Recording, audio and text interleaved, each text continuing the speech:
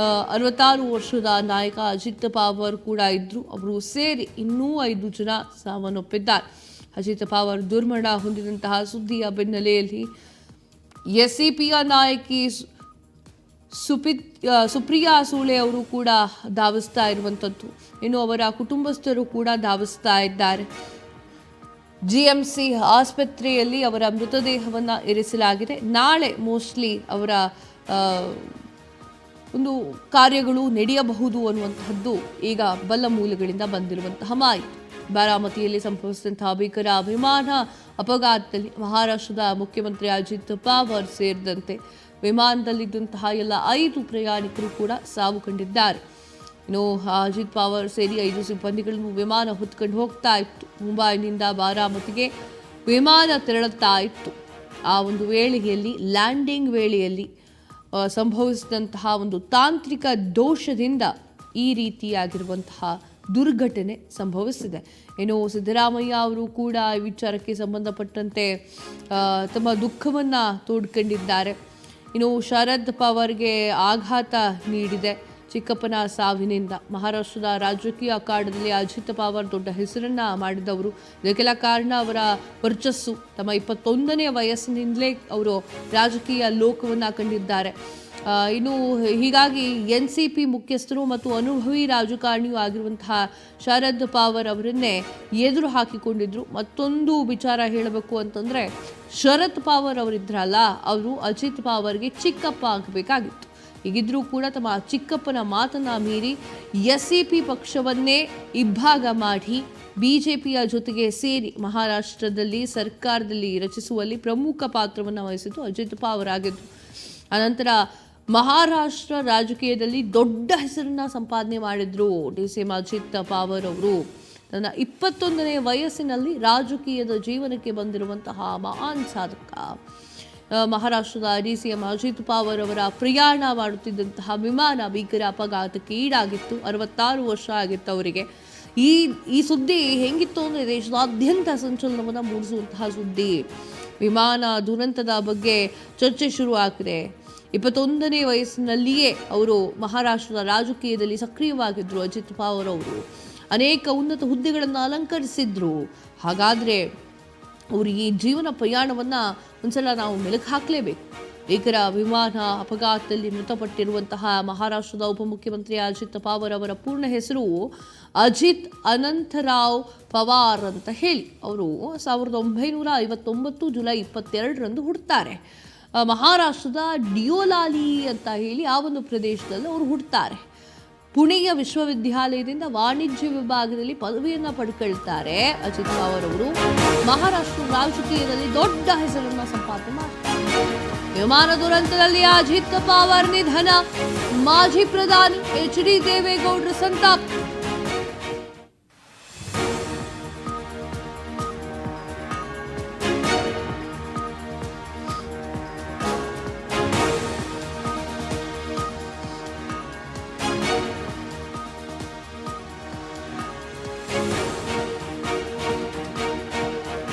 ವಿಮಾನ ದುರಂತದಲ್ಲಿ ಅಜಿತ್ ಪವಾರ್ ನಿಧನ.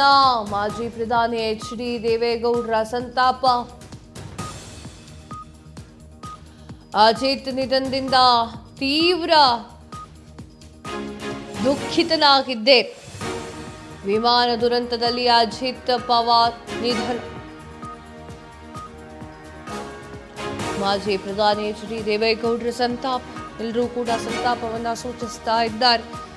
ಅವರ ಅಗಾಧವಾಗಿರುವಂತಹ ರಾಜಕೀಯ ನಿಸ್ಸೀಮತೆ ಯಾರಿಗೂ ಕೂಡ ಬರೋದಿಲ್ಲ. 21 ವರ್ಷದಿಂದಲೂ ಕೂಡ ಅವರು ತಮ್ಮ ರಾಜಕೀಯ ಜೀವನವನ್ನು ಮಾಡ್ತಾ ಇದ್ದಾರೆ. ಅವರಿಗಿರುವಂತಹ ಬುದ್ಧಿ ಚಾತುರ್ಯತೆ ಯಾರಿಗೂ ಬರೋದಿಲ್ಲ ಅಂತ ಹೇಳಿ ಸಾಕಷ್ಟು ಗಣ್ಯರು ಸಂತಾಪವನ್ನು ಸೂಚಿಸಿದ್ದಾರೆ. ಅಜಿತ್ ಪವಾರ್ ಅವರು ತುಂಬಲಾರದ ನಷ್ಟವಾಗಿ ಬಿಟ್ಟಿದ್ದಾರೆ. ಅವರ ಆತ್ಮಕ್ಕೆ ಶಾಂತಿ ಸಿಗಲಿ ಅಂತ ಹೇಳಿ ದೇವೇಗೌಡರು ಕೂಡ ಟ್ವೀಟ್ ಮಾಡಿರೋದನ್ನು ನೀವು ಸ್ಕ್ರೀನ್ ಮೇಲೆ ನೋಡ್ತಾ ಇದ್ದೀರಾ, ಯಾವ ರೀತಿಯಾಗಿ ಟ್ವೀಟ್ ಮಾಡಿದ್ದಾರೆ ಅಂತ ಹೇಳಿ. ಮಹಾರಾಷ್ಟ್ರದ ಬಾರಾಮತಿಯಲ್ಲಿ ವಿಮಾನ ಪತನವಾಗಿರುವಂತಹ ಕಾರಣಕ್ಕಾಗಿ ಅಜಿತ್ ಪವಾರ್ ಅವರು ಸಾವನ್ನಪ್ಪಿದ್ದಾರೆ. ಎಸ್ ಹೆಂಗಾಯ್ತು, ಹೇಗಾಯ್ತು, ಯಾವ ಕಡೆಯಿಂದ ಆಯ್ತು ಅನ್ನೋದನ್ನು ಒಂದು AI ಅಲ್ಲಿ ಸುಂದರವಾಗಿ ಮಾಡಿದ್ದೇವೆ ನಾವು ಎಡಿಟ್. ನೋಡ್ಕೊಬನ್ನಿ.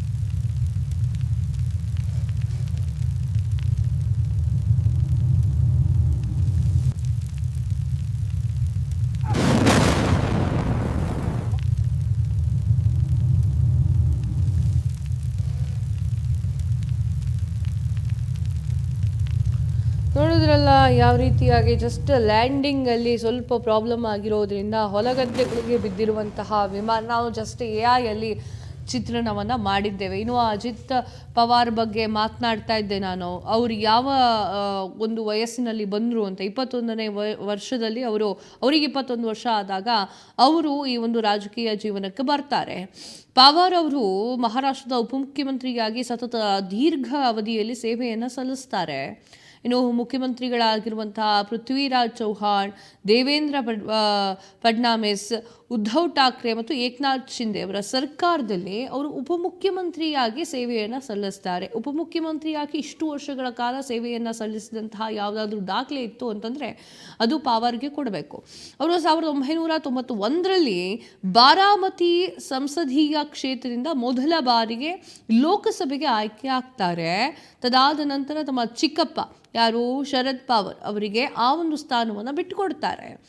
ಅವರು ಬಾರಾಮತಿ ವಿಧಾನಸಭಾ ಕ್ಷೇತ್ರದಿಂದ 7 ಬಾರಿ ಮಹಾರಾಷ್ಟ್ರದ ವಿಧಾನಸಭೆಗೆ ಆಯ್ಕೆ ಆಗ್ತಾರೆ. ಅವರು ಮೊದಲು 1991 ಅನ್ಕೊಳ್ತೇನೆ ನಾನು, ಒಂದು ಉಪಚುನಾವಣೆಯಲ್ಲಿ ಗೆಲ್ತಾರೆ.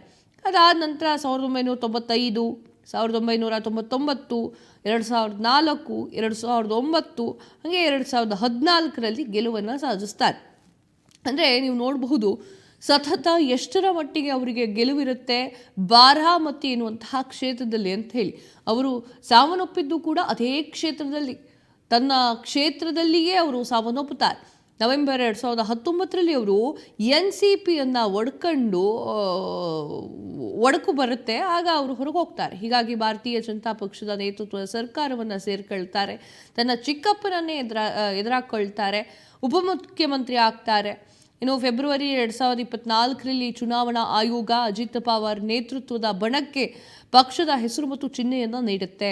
ಅವರು ಸುನೇತ್ರಾ ಪವಾರ್ ಅವರನ್ನ ವಿವಾಹವಾಗಿರ್ತಾರೆ. ಅವರಿಗೆ ಜೈ ಮತ್ತು ಪಾರ್ಥ್ ಪವಾರ್ ಅಂತ ಹೇಳಿ 2 ಗಂಡು ಮಕ್ಕಳಿದ್ದಾರೆ. ಅವರ ಫ್ಯಾಮಿಲಿಗೆ ದುಃಖವನ್ನು ಭರಿಸುವಂತಹ ಶಕ್ತಿ ಆ ಪರಮಾತ್ಮ ಕೊಡಲಿ ಅಂತ.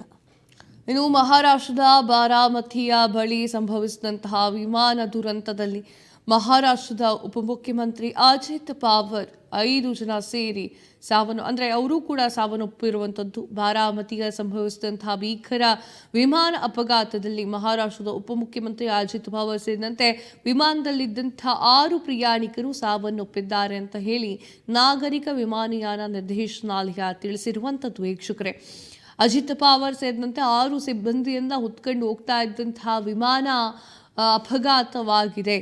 ಇನ್ನು ಬೆಳಗ್ಗೆ 8:45 ಸರಿಸುಮಾರಿಗೆ ನಡೆದಿರುವಂತಹ ಘಟನೆ ಇದಾಗಿದ್ದು ಎಲ್ಲರೂ ಕೂಡ ಬೆಚ್ಚಿ ಬಿದ್ದಿದ್ದಾರೆ. ಅಜಿತ್ ಪವಾರ್ ಅವರ ಸಾಮರ್ಥ್ಯವನ್ನು ಎಲ್ರಿಗೂ ಕೂಡ ಗೊತ್ತಿದೆ. ಮಹಾರಾಷ್ಟ್ರದ ರಾಜಕಾರಣದಲ್ಲಿ ಇದೊಂದು ಅತ್ಯಂತ ಆಘಾತಕಾರಿ ಮತ್ತು ಕರಾಳ ಘಟನೆಯಲ್ಲಿ ಒಂದು.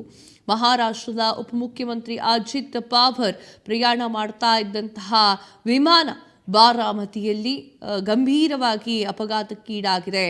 ವಿಮಾನ ದುರಂತದಲ್ಲಿ ಒಟ್ಟು 6 ಪ್ರಯಾಣಿಕರು ಮೃತಪಟ್ಟಿದ್ದಾರೆ ಅಂತ ಗೊತ್ತಾಗಿದೆ. ಇನ್ನು ಅಜಿತ್ ಪವಾರ್ VIP ವಿಮಾನ ಲಿಯರ್ ಜೆಟ್ 45ರಲ್ಲಿ ಪ್ರಯಾಣವನ್ನು ಮಾಡ್ತಾ ಇದ್ರು. ಜಗತ್ತಿನ ಐಷಾರಾಮಿ ಮತ್ತು ವೇಗವಾಗಿ ಚಲಿಸುವಂತಹ ಜೆಟ್ ಅದು.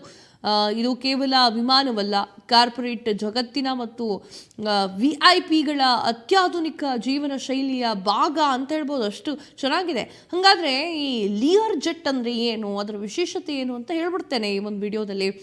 ಲೇಯರ್ ಜೆಟ್ ಅಂದರೆ ಲೇಯರ್ ಜೆಟ್ 45 ಅಂತ, ಇದು ಅತ್ಯಾಧುನಿಕ ಬಿಸ್ನೆಸ್ ಜೆಟ್ ಅಂತ ಹೇಳಿ ಕರೆಸ್ಕೊಂಡಿದೆ. ಇದನ್ನು ಕೆನಡಾದ ಪ್ರಸಿದ್ಧ ಏರ್ಸ್ಪೇಸ್ ಸಂಸ್ಥೆಯಾಗಿರುವಂತಹ ಬಾಂಬಾರ್ಡಿಯರ್ ಈ ಒಂದು ಅಭಿವೃದ್ಧಿಪಡಿಸಿದೆ.